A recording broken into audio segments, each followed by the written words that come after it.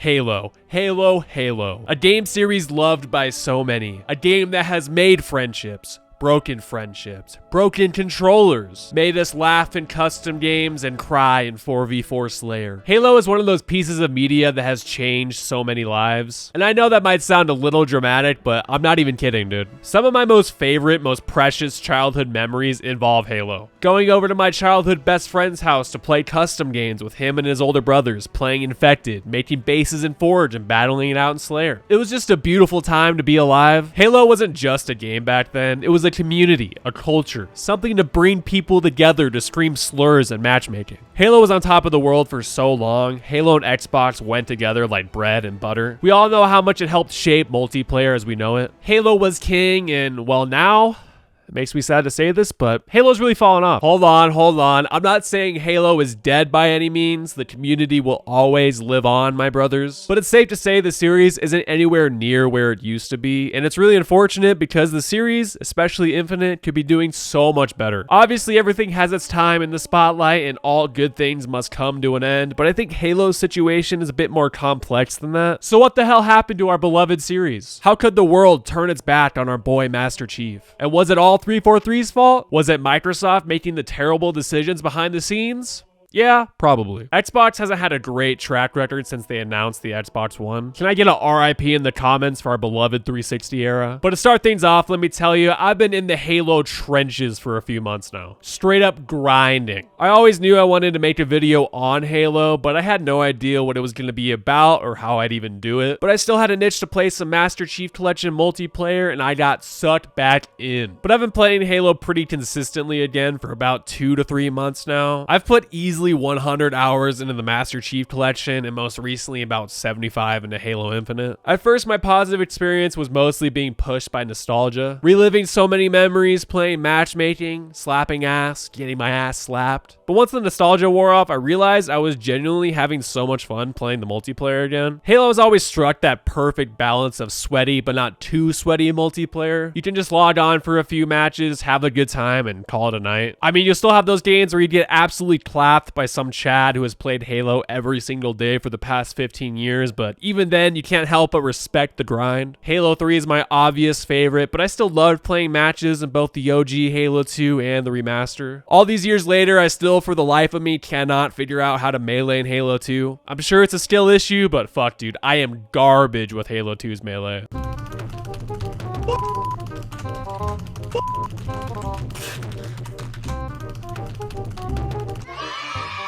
And then you got Halo 1, which is still as timeless as ever. And even though I hate the spawns in Halo 1, nothing beats how beefy that Magnum feels. Definitely one of my favorite pistols in the whole series. And you can't really beat that Halo 1 aesthetic, but still, the spawns are fucking garbage. What? And then returning to Reach, one of my absolute favorite multiplayer experiences, Bungie's last Oorah. Oorah! And I might get some flack for this one, but I was even having a good time playing Halo 4. It might not be as good as the all-perfect Halo 3 or the other games, but it feels really good to play, and it still looks great all these years later, even though it might not look aesthetically like Halo. It also has probably some of my favorite weapons in the entire series, and Haven might be one of my favorite Halo maps too. But not only did I sink a bunch of time into the multiplayer, I also played through every campaign. I actually didn't play through Halo 5 though, because I don't have an Xbox anymore. And if I'm being honest, I'm not upset about that, but I'm getting ahead of myself. We'll talk about Halo 5 in a bit. But every campaign in the MCC is still just as fire as ever. Reach and 3 being my favorite for obvious reasons. But with Halo's unmatched lore, unforgettable characters like Cortana, Noble Team, or my boy Sergeant Johnson, rest in peace, my brother. I'm getting you out of here. No. All of that with the perfect soundtrack, with the theme that will live with me until I'm 6 feet in the fucking ground.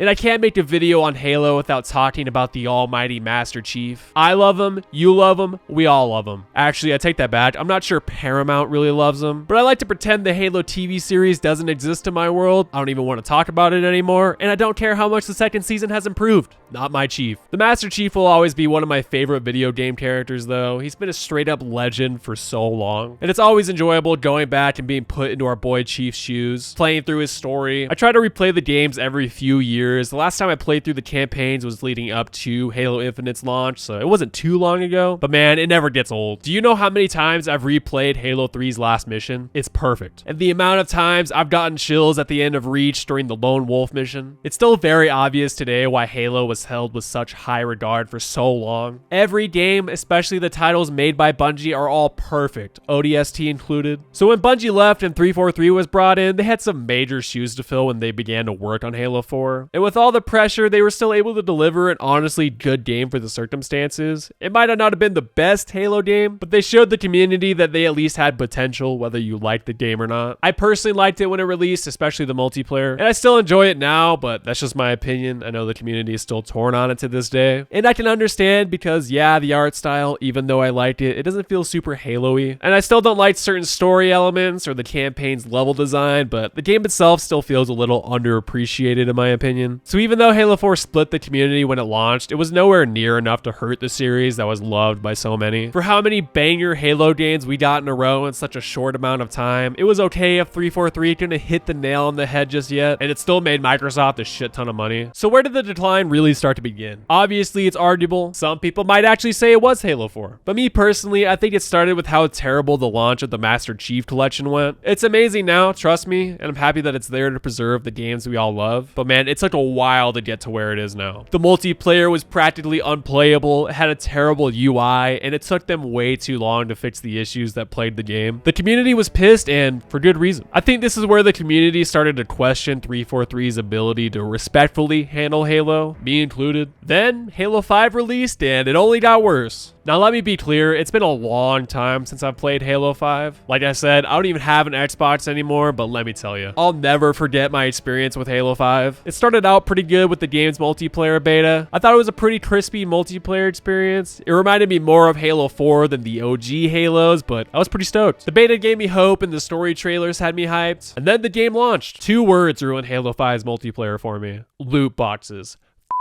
Garbage ass loot boxes. It still had the gameplay that I enjoyed from the beta, and I really liked the Warzone game mode, but man, those microtransactions burned me. But looking back now, at least the multiplayer felt more rewarding than Infinite did at launch. And don't worry, we'll touch on this soon. But anyway, the community obviously hated the loot boxes, but I think the biggest burn of all was how bad the campaign was. We barely got any Chief, were forced to play as characters I couldn't give a shit about, and they did Cortana dirty and made Halo 4 literally pointless story-wise. I think all the new characters could have been more well received if the overall plot wasn't just hot garbage lore wise. So we got nasty ass loot boxes in the multiplayer and a terrible campaign on top of it that trashed some of the series' most beloved characters. All of that after a really rocky launch with the Master Chief Collection. 343 just seemed to have fuck up after fuck up, dude. I'm sure the microtransaction mess was all Microsoft's doing. All of these mistakes and mishandlings left a bad taste in the mouths of so many Halo fans. The community's faith was dwindling. These days, Halo 5 still feels like the weird stepchild that 343 wants to pretend doesn't exist. It's even weirder that it's the only game they haven't brought to PC or the Master Chief Collection. But I'm sure it's due to the lack of resources, especially recently. But alright, let's talk about Halo Infinite, a game I'm still upset about to this day. And after revisiting the game and sinking a ton of time into the multiplayer and replaying the campaign, I'm even more frustrated with how they dropped the ball so hard on this game. I was stoked for Infinite when it was announced. Obviously, I was skeptical after the whole Halo 5 fiasco, but since they brought the Master Chief Collection to Steam, they sucked me back in, and I was willing to give 343 another chance. I'm a sucker, I know. Other than the fact the first gameplay trailer was hit with a bunch of necessary criticism and was turned into a meme, I think the community was overall pretty stoked after 343 took another year to polish the game up, and once it was brought back into the spotlight, the game looked so much better. And I really think that Halo Infinite is the most Halo-looking game that 343 has made, so that only helped with my excitement. When I first played Infinite, I loved how the gameplay felt, and I still feel that way after revisiting the game. Halo Infinite feels so crispy, everything from the guns to the new special items like the grapple, all of it feels really fucking good to play. So what was the issue at launch, and what caused Halo Infinite to get the community so riled up? Well, for starters, the multiplayer went free to play, which was odd in my opinion, but in this day and age, I guess it made sense, trying to capitalize on the almighty microtransactions. But 343 has handled probably the worst live service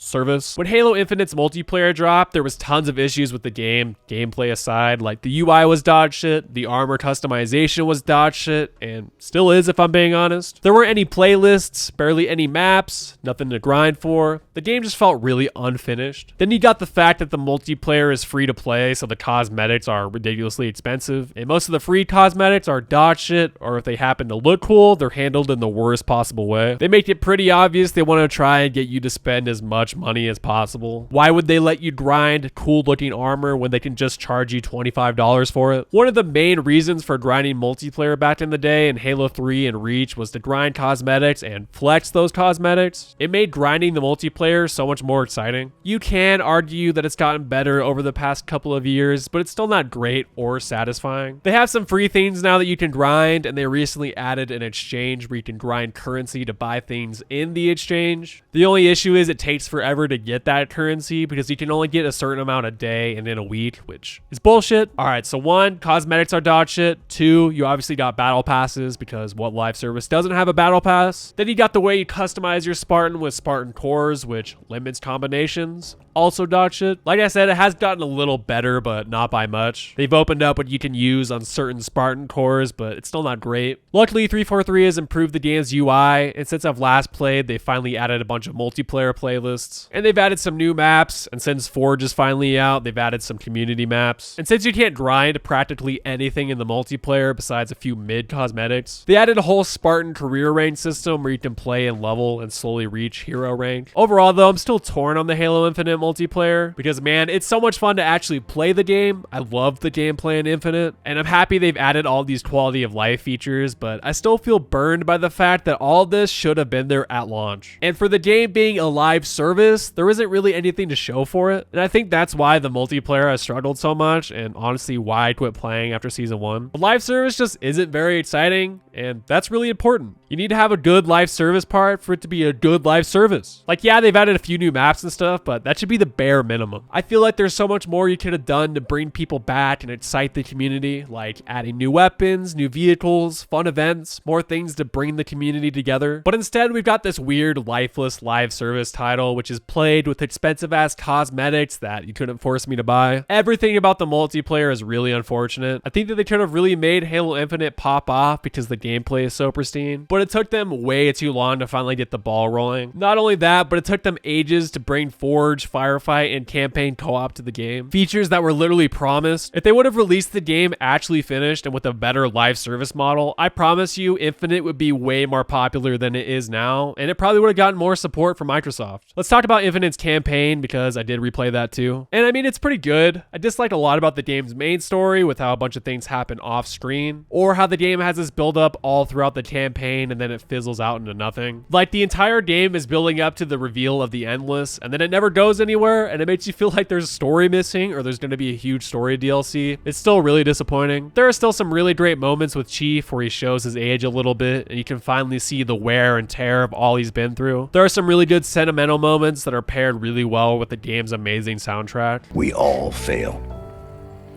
We all make mistakes.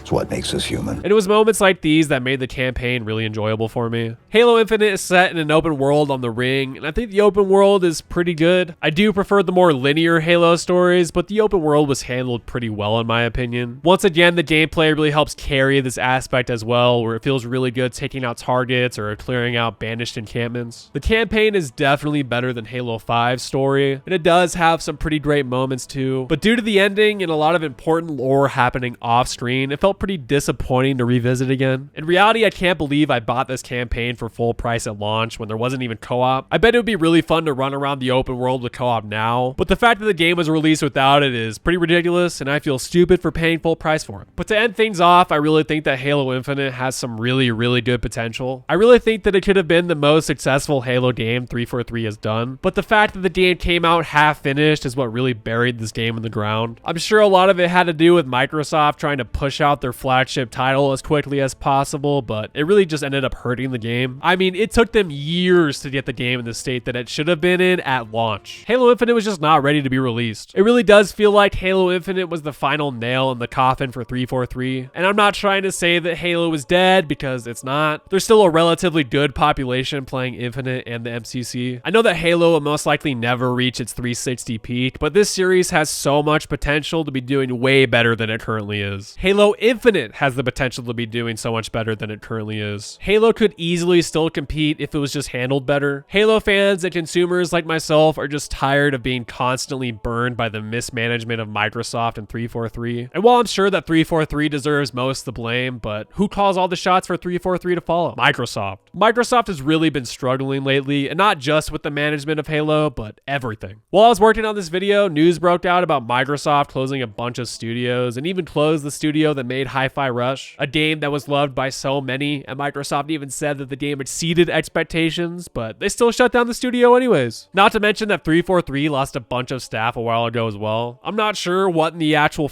is going on over at Xbox, but it isn't pretty. It's really sad seeing Microsoft in its current state. Xbox and Halo were king in the golden age of gaming, and Halo went from being one of the biggest multiplayer shooters with banger after banger with Bungie to 343 dropping the ball every single time they touched our beloved IP. It's been a slow and steady decline for Halo. I don't want to end this video on such a negative note, so do I have hope for Halo? Always. So here's what they really need to do. Either divest more resources into Halo Infinite or start busting out games more frequently. Halo just needs more content. But as of right now, things just aren't looking good over at Microsoft in general, but I'll always hold out hope. Anyways, you guys, seems a great place to call the video. Hopefully you enjoyed. I absolutely loved making this video, so thank you for watching. And yeah, I'll see you guys in the next video.